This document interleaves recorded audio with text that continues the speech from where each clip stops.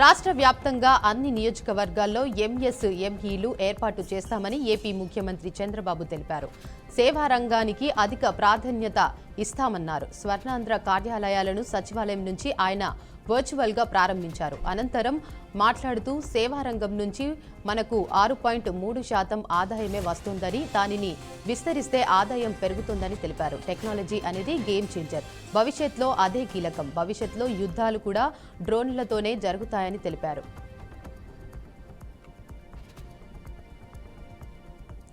టీటీల బదిలీ విషయంలో రాష్ట్ర ప్రభుత్వం కీలక నిర్ణయం తీసుకుంది. బదిలీల్లో ఆన్లైన్లో కౌన్సిలింగ్ తీసివేసింది. ఇందుకు బదులుగా మాన్యువల్ కౌన్సిలింగ్ను తీసుకొచ్చింది. ఈ మేరకు మంత్రి నారా లోకేష్ ప్రకటించారు. కాగా ప్రభుత్వం బడుల్లో పనిచేస్తున్న ఉపాధ్యాయులను బదిలీ చేయాలని ఇప్పటికే ప్రభుత్వం నిర్ణయించింది. అంతేకాదు ఇందుకు సంబంధించిన మార్గదర్శకాలను కూడా విడుదల చేసింది. అయితే ఎస్టీల బదిలీ విషయంలో కొన్ని సమస్యలు తలెత్తాయి. ఆన్లైన్ కౌన్సిలింగ్ నిర్వహించిన తర్వాత బదిలీలు చేయాలని తొలుత నిర్ణయించారు. తలసీమియా బాధితుల కోసం ఎన్టీఆర్ ట్రస్ట్ ఆధ్వర్యంలో విజయవాడలో భారీ ఈవెంట్ నిర్వహించారు. మ్యూజిక్ డైరెక్టర్ తమన్తో కలిసి నారా భువనేశ్వరి విజయవాడలోని ఇందిరాగాంధీ మున్సిపల్ స్టేడియంలో యూఫోరియా మ్యూజికల్ నైట్ అనే ఈవెంట్ను కండక్ట్ చేశారు. ఈ కార్యక్రమంలో పాల్గొన్న AP deputy CM Pawan Kalyan thalassaemia చిన్నారులు కోసం 50 లక్షల రూపాయల విరాళం ప్రకటించారు. తాజాగా ఈ విరాళాన్ని చెక్ రూపంలో ఎన్టీఆర్ ట్రస్ట్కు అందించారు. ఎన్టీఆర్ ట్రస్ట్ నేతృత్వంలో తలసీమియా బాధితుల కోసం కార్యక్రమం నిర్వహించడం చాలా సంతోషంగా ఉంది. పేదవాడి సొంతింటి కలను సాకారం చేయాలన్న లక్ష్యంతో ప్రతిష్టాత్మకంగా చేపట్టిన ఇందిరమ్మ ఇండ్ల నిర్మాణ పనులు చురుకుగా సాగుతున్నాయని మంత్రి పొంగులేటి శ్రీనివాసరెడ్డి అన్నారు. పైలట్ గ్రామంలో ఇండ్ల నిర్మాణాలు పూర్తి చేసుకుని గృహ ప్రవేశాలకు కూడా సిద్ధమవుతున్నాయని తెలిపారు. ఈ నెల 2 నుంచి ఇవాళ వరకు ఈ వారానికి సంబంధించిన లబ్ధిదారులకు 22.64 కోట్ల రూపాయలను విడుదల చేసినట్లు పేర్కొన్నారు. రాష్ట్రంలో ధాన్యం దిగుబడి సంచలన రికార్డు నమోదు చేసుకుంది. గత ప్రభుత్వంలో పోల్చుకుంటే 13 లక్షల మెట్రిక్ టన్నుల ధాన్యం ఈ ప్రభుత్వం కొనుగోలు చేసిందని రాష్ట్ర పౌర సరఫరాల శాఖ మంత్రి ఉత్తమ్ కుమార్ రెడ్డి పేర్కొన్నారు. ఇవాళ ధాన్యం కొనుగోళ్లపై సంబంధిత అధికారులతో సమీక్ష నిర్వహించారు. కేసీఆర్ పాలన చివరి జూన్ 8 నాటికి 59 లక్షల మెట్రిక్ టన్నుల ధాన్యం కొనుగోలు చేయగా కాంగ్రెస్ పార్టీ ప్రభుత్వం 72 లక్షల మెట్రిక్ టన్నుల ధాన్యం కొనుగోలు చేసిందని మంత్రి ఉత్తమ్ కుమార్ రెడ్డి అన్నారు. రాష్ట్రంలో 3,300 ఎకరాల కొబ్బరి సాగు జరుగుతుందని మంత్రి తుమ్మల నాగేశ్వరరావు అన్నారు. భద్రాద్రి కొత్తగూడెంలో కొబ్బరి అభివృద్ధి బోర్డు ప్రాంతీయ కార్యాలయాన్ని ఏర్పాటు చేయాలని కేంద్ర మంత్రి శివరాజ్ సింగ్ చౌహాన్ను మంత్రి కోరారు. ఇవాళ తెలంగాణ పర్యటనకు వచ్చిన ఆయనకు లేఖలో అభ్యర్థించారు. భద్రాద్రి కొత్తగూడెం 1,757 ఎకరాలు, ఖమ్మంలో 696 ఎకరాలు సాగును చేస్తున్నట్లు తెలిపారు. రాష్ట్రంలోని మిగతా జిల్లాలలో కూడా కొబ్బరి సాగును విస్తరించేందుకు అవకాశాలు ఉన్నాయన్నారు. గతంలో హైదరాబాద్ కార్యాలయంగా కొబ్బరి బోర్డు కార్యాలయం ఉండేదని, కానీ విభజన అనంతరం అది విజయవాడకు తరలించబడిందన్నారు. దీంతో రాష్ట్ర కొబ్బరి రైతులు సకాలంలో సేవలు అందుకోలేకపోతున్నారని ఆవేదన వ్యక్తం చేశారు. ఖనిజ అన్వేషణలో శాస్త్ర సుస్థిరత, సాంకేతిక పరిజ్ఞానం కీలక పాత్ర పోషించే కొత్త శకంలోకి భారత్ ప్రవేశిస్తోందని కేంద్ర మంత్రి కిషన్ రెడ్డి పేర్కొన్నారు. వాతావరణ మార్పులు, పట్టణీకరణ, విపత్తుల నివారణ వంటి సవాళ్లను ఎదుర్కోవడానికి వినూత్న సాధనాలను అందించడం ద్వారా వికసిత్ భారత్ లక్ష్యాలను సాధించడంలో భూభౌతిక శాస్త్రం పాత్ర కీలకమని వెల్లడించారు. బండ్లగూడ నాగూర్లోని geological survey of India training ఇన్స్టిట్యూట్లో next generation geophysics and lock earth hidden traders సదస్సు ప్రారంభించారు. అక్టోబర్ 2న సోలార్ ప్లాంట్లు ప్రారంభించే లక్ష్యంతో జిల్లా కలెక్టర్లు ప్రత్యేక దృష్టి సారించాలని రాష్ట్ర మంత్రి సీతక్క అన్నారు. సచివాలయంలో మహిళా శక్తి కార్యకలాపాలపై జిల్లా కలెక్టర్లతో వీడియో కాన్ఫరెన్స్లో మంత్రి సీతక్క మాట్లాడుతూ ఇప్పటికే జిల్లాల వారీగా సోలార్ ఇన్స్టాలేషన్ కంపెనీలతో ఒప్పందాలు జరిగాయన్నారు. వారితో సమన్వయం చేసుకుని సోలార్ ప్లాంట్ల పనులు ప్రారంభించాలన్నారు. 22 జిల్లాల్లో ఇందిరా మహిళా శక్తి భవనాల నిర్మాణ పనులను నవంబర్లోపు పూర్తి చేయాలని సీతక్క ఆదేశించారు. ఈ విషయంలో పంచాయతీరాజ్ ఇంజనీరింగ్ విభాగం అధికారులతో సమన్వయం చేసుకుని పనులను వేగవంతం చేయాలన్నారు. ఏపీ ప్రభుత్వం నిర్మిస్తున్న బనకచెర్లను ఎట్టి పరిస్థితుల్లోనూ కట్టనివ్వమని తెలంగాణ మంత్రి కోమటిరెడ్డి వెంకటరెడ్డి అన్నారు. గోదావరిపై పోలవరం బనకచెర్ల ప్రాజెక్టు కట్టేందుకు ఏపీ ప్రభుత్వం అనుమతులు కోరుతున్న నేపథ్యంలో ఆయన ఈ వ్యాఖ్యలు చేశారు. బనకచెర్ల ప్రాజెక్టు కడితే తెలంగాణ అన్యాయం జరుగుతుందనే వాదనలు వినిపిస్తుండటంతో ఆయన స్పందించారు. బనకచెర్లపై కోర్టుకు వెళతామని చెప్పారు. స్వయంగా చంద్రబాబే వచ్చిన బనకచెర్లను అడ్డుకుంటామన్నారు. బనకచెర్ల నిర్మాణాన్ని విరమించుకోవాలని సూచించారు. తెలంగాణకు అన్యాయం జరిగితే ఊరుకోమని మంత్రి కోమటిరెడ్డి వెంకటరెడ్డి హెచ్చరించారు. సింగరేణిలో మారు పేర్లతో కార్మికులుగా పనిచేసి డిపెండెంట్ ఉద్యోగాల కోసం ఎదురు చూస్తున్న బాధితులను ఆదుకోవాలని ఎమ్మెల్సీ తెలంగాణ జాగృతి అధ్యక్షురాలు కల్వకుంట్ల కవిత డిమాండ్ చేశారు. హైదరాబాద్లోని తన నివాసంలో సింగరేణి జాగృతి నాయకులు అలియాస్ నేమ్స్ డిపెండెంట్ ఉద్యోగాల కోసం ఎదురు చూస్తున్న వారితో సమావేశమయ్యారు. సంస్థలో 30 ఏళ్లకు పైగా సేవ చేసిన కార్మికుల వారసులకు ఉద్యోగాలు ఇవ్వకుండా వేధింపులకు గురి చేయడం అన్యాయమన్నారు. తండ్రులు అలియాస్ నేమ్స్తో పనిచేస్తే వారసులకు 2 ఇంటి పేర్లు ఉన్నాయనే కారణంతో ఉద్యోగాలు ఇవ్వడం లేదన్నారు. మహిళలపై జరుగుతున్న అరాచకాలపై వైసీపీ మరో కీలక నిర్ణయం తీసుకుంది. ఏపీలో మహిళలపై జరుగుతున్న అఘాయిత్యాలకు వ్యతిరేకంగా గలం విప్పేందుకు సిద్ధం అయింది. అందులో భాగంగా నేడు రాష్ట్ర వ్యాప్త నిరసనలకు వైసీపీ మహిళా విభాగం పిలుపునిచ్చింది. ఏపీలో కూటమి ప్రభుత్వం అధికారంలోకి వచ్చినప్పటి నుంచి మహిళలు, విద్యార్థినులు, చిన్నారులపై అఘాయిత్యాలు ఆగడం లేదని ఆరోపణలు చేసింది. నేడు రాష్ట్ర వ్యాప్తంగా ఎక్కడెక్కడ నిరసనలు, ధర్నాలు చేసి జిల్లా కేంద్రాల్లో అంబేద్కర్ విగ్రహాలకు వినతి పత్రాలు ఇచ్చి ఆందోళన తెలియజేయాలని నిర్ణయించింది. ఈ మేరకు ఈ కార్యక్రమంలో మహిళలంతా పాల్గొనాలని పిలుపునిచ్చింది. సూర్యాపేట జిల్లా తుంగతుర్తి ఎమ్మెల్యే మందుల సామెల్ మరో వివాదంలో ఇరుక్కున్నారు. లిక్కర్ సిండికేట్ నిర్వాహకుల నుంచి ఎమ్మెల్యే మాముల్లా అంటూ ఓ వీడియో సోషల్ మీడియాలో వైరల్గా మారింది. ఎమ్మెల్యే సామెల్తో బేరాసాలాడుతూ లిక్కర్ మాఫియా స్టింగ్ ఆపరేషన్ చేసినట్లు సమాచారం. ఎమ్మెల్యే మాముల్లా వ్యవహారం బయట పెట్టాలనే ఉద్దేశంతోనే సీక్రెట్ కెమెరాతో సిండికేట్ మాఫియా ఆపరేషన్ చేసిందన్న ప్రచారం జోరుగా సాగుతుంది. ఎన్నికల్లో కోట్లు ఖర్చు పెట్టి రికవరీ కావాలని మళ్లీ ఎన్నికల్లో పోటీ చేస్తానో లేదో తెలియదంటూ చేసిన వ్యాఖ్యలు సంచలనంగా మారాయి. మీరిచ్చే మామూలు నాకు టీ ఖర్చులకు కూడా సరిపోవు, మాట వినని వాణి సంగతి చూస్తా అంటూ వైరల్గా మారడంతో చర్చనీయాంశంగా మారింది. సిద్దిపేట జిల్లా దుబ్బాక మండలంలో విషాద ఘటన జరిగింది. ప్రమాదవశాత్తు కరెంటు షాక్తో వ్యక్తి మరణించిన సంఘటన దుబ్బాక గ్రామంలో చోటు చేసుకుంది. రెడ్డబోయిన రాజేశం అనే వ్యక్తి పౌల్ట్రీ ఫామ్ వద్ద ఉన్న ట్రాన్స్ఫార్మర్ వద్ద కరెంటు సరఫరా చేస్తుండగా ప్రమాదవశాత్తు కరెంటు షాక్ తగిలి అక్కడికక్కడే మరణించారు.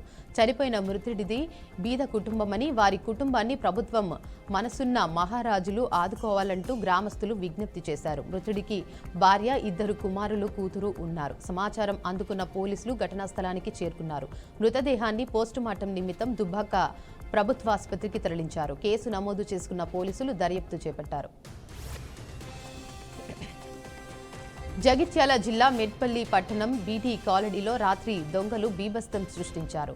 మెట్పల్లి మున్సిపల్లో ఆర్ఐగా పనిచేస్తున్న అక్షయ్ కుమార్ అనే వ్యక్తి 3 రోజుల క్రితం తన సొంత గ్రామమైన ఖానాపూర్కు వెళ్లినట్లు తెలిపాడు. అక్కడ కార్యక్రమాలు ముగించుకొని మెట్పల్లిలోని తన ఇంటికి వచ్చి చూడగా ఇంటి తాళం పగలగొట్టి ఉండడం గమనించినట్లు బాధితుడు అన్నారు. పోలీసులకు ఫిర్యాదు చేయడంతో ఘటనా స్థలానికి చేరుకున్నారు. చోరీకి గురైన ఇంటిని గమనించారు. బీరువాలో ఉన్న 18 గ్రాముల బంగారం, 21 గ్రాముల వెండి దొంగలించబడిందని అక్షయ్ కుమార్ పోలీసులకు ఫిర్యాదు చేశాడు.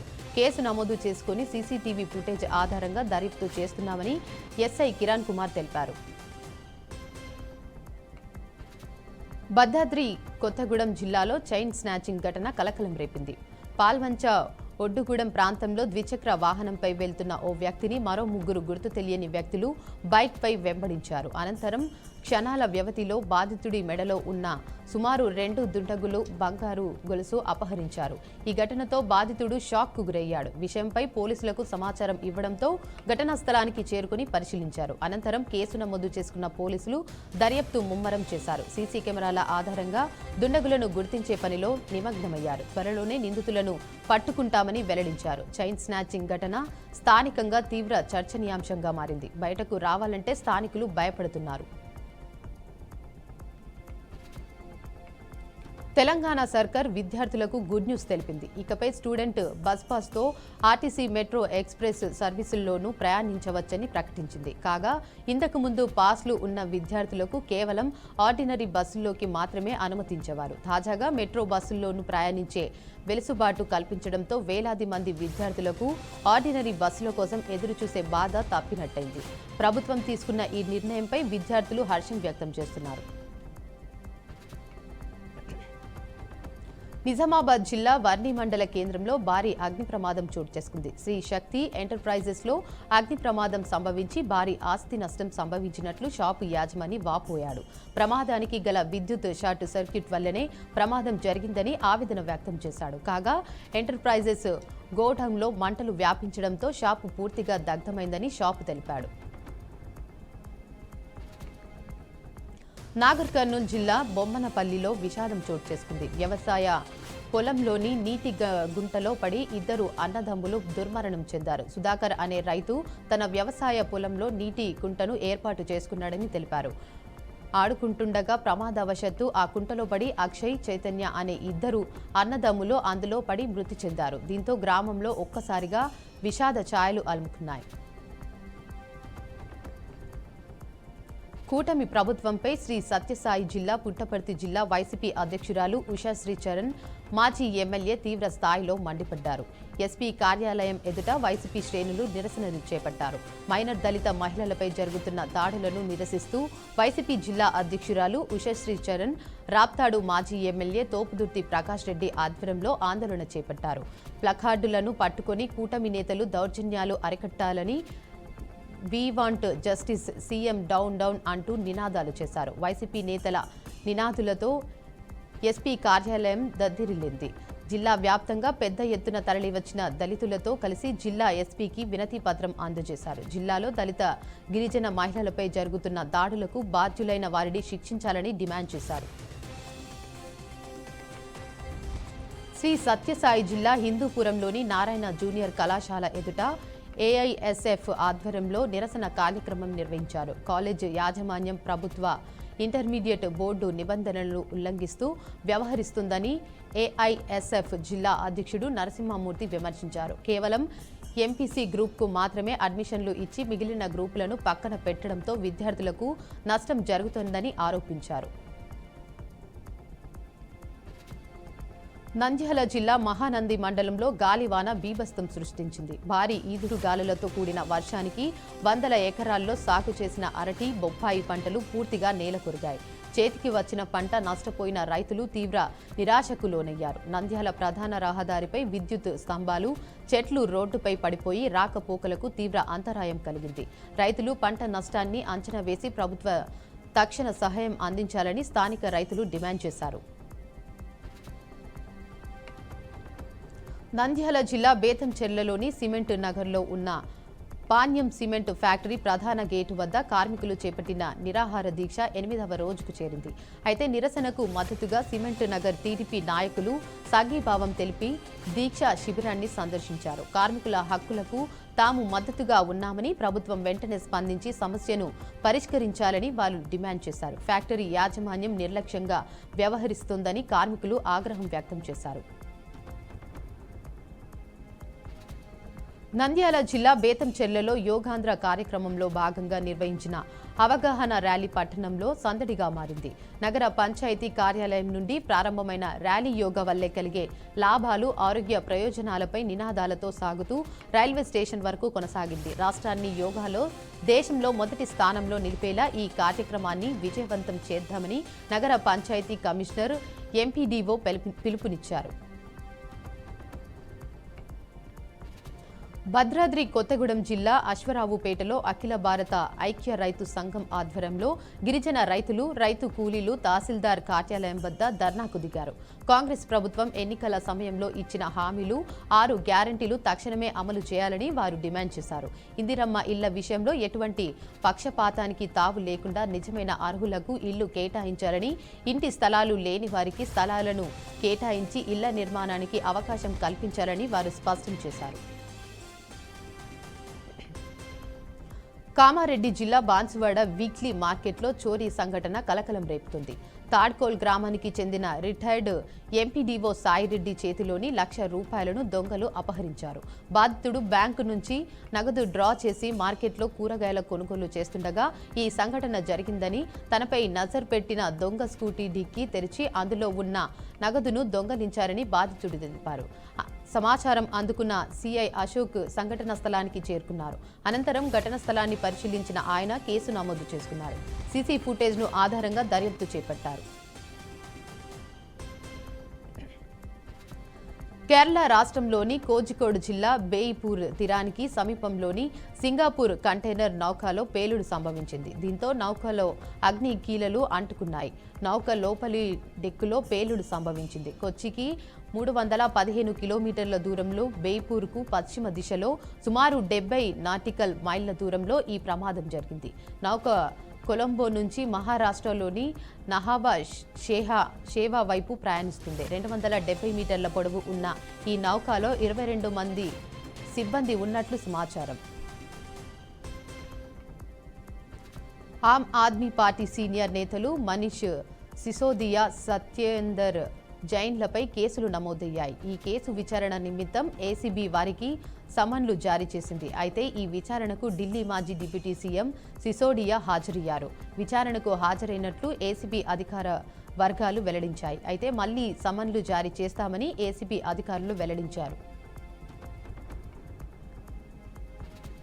మలేసియాలో ఘోర రోడ్డు ప్రమాదం చోటు చేసుకుంది. యూనివర్సిటీ విద్యార్థులను క్యాంపస్లకు తీసుకువెళ్తున్న బస్సు ఓ మినీ వ్యాన్ను ఢీకొట్టింది. దీంతో 15 మంది విద్యార్థులు మరణించగా పలువురు గాయాల పాలయ్యారు. ఉత్తర మలేసియాలోని సుల్తాన్ ఇద్రిస్ ఎడ్యుకేషనల్ యూనివర్సిటీకి చెందిన బస్సు విద్యార్థులతో వెళ్తుండగా అదుపు తప్పి ముందుగా వెళ్తున్న మినీ వ్యాన్ను ఢీకొట్టింది. అనంతరం బస్సు బోల్తా పడటంతో 13 మంది విద్యార్థులు అక్కడికక్కడే ప్రాణాలు కోల్పోయారు.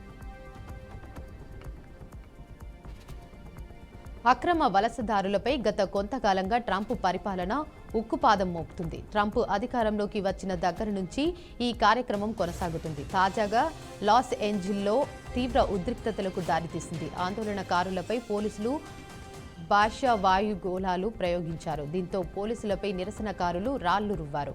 అంతేకాకుండా California governor Gavin Newsom, Los Angeles mayor Karen బాస్పై విరుచుకుపడ్డారు. ఆందోళనలు సమర్థంగా అడ్డుకోలేదని ధ్వజమెత్తారు. ఇక నుంచి నిరసనకారులు ముఖానికి మాస్కులు ధరించడానికి అనుమతించబోమని వెల్లడించారు.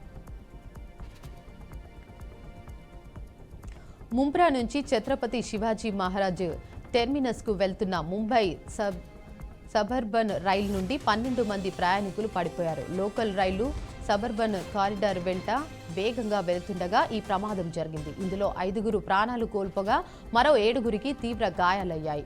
కాగా ఈ ఘటనపై లోక్సభ ప్రతిపక్ష నేత రాహుల్ గాంధీ స్పందిస్తూ ఎక్స్లో సంచలన పోస్టు పెట్టారు. మోడీ ప్రభుత్వం 11 సంవత్సరాల పాలన పూర్తవడంపై ఉత్సవం జరుపుకుంటుండగా ముంబై నుంచి వస్తున్న విషాద వార్తల్లో దేశ వాస్తవికత ప్రతిబింబిస్తుందన్నారు. రైలు నుంచి పడి అనేక మంది మరణించారని తెలిపారు.